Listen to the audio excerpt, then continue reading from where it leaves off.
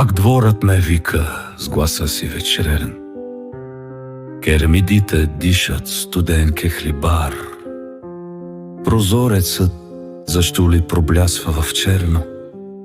Зове ме по име онзи кладенец стар. Ще пъхна в бравата ключ поръждясъл, ще стържем металът с познатият звук, ще скърцат сънливо панти клеясали, а прагът ще усети, че отново съм тук.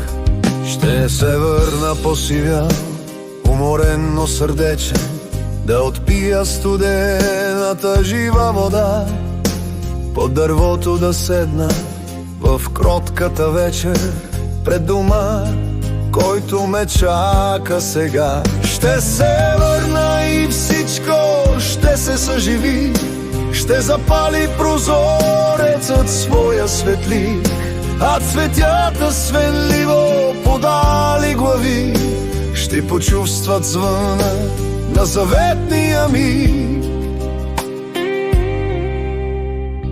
Ще скръцнат пантите в забавен каданс, като спомен останал от минало време. Кладенецът ще ме повика негласно, ще отпия от детството мило и тленно. Ще седна под сянката, както тогава, листата ще шепнат познати слова. Красивото не подлежи на забрава и всеки намира своя път към дома. Ще се върна посивял, уморен, но сърдечен, да отпия студената жива вода, под дървото да седна в кротката вечер, пред дома, който ме чака сега. Ще се върна и всичко ще се съживи, ще запали прозорецът своя светлик, а цветята свенливо подали глави ще почувстват звъна на заветния миг.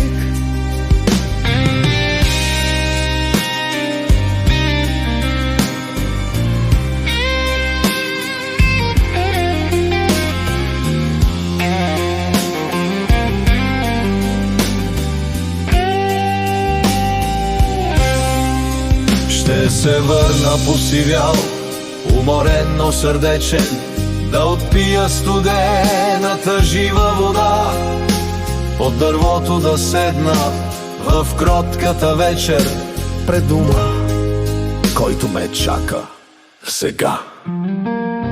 Ще се върна и всичко ще се съживи, ще запали прозорецът своя светлик, а цветята свенливо подали глави ще почувстват звъна на заветния миг.